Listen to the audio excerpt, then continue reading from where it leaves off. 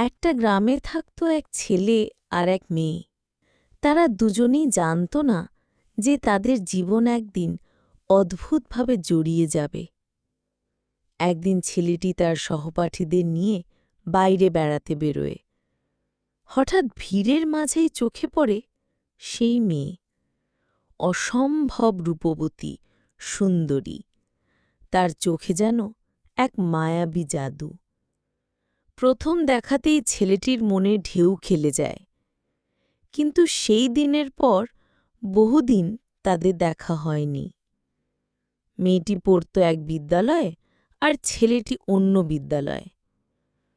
তবে একদিন না জানি কেন ছেলেটি বিদ্যালয় বদলে সেই বিদ্যালয়ে ভর্তি হয় যেখানে বিকেলে পড়ত মেয়েটি।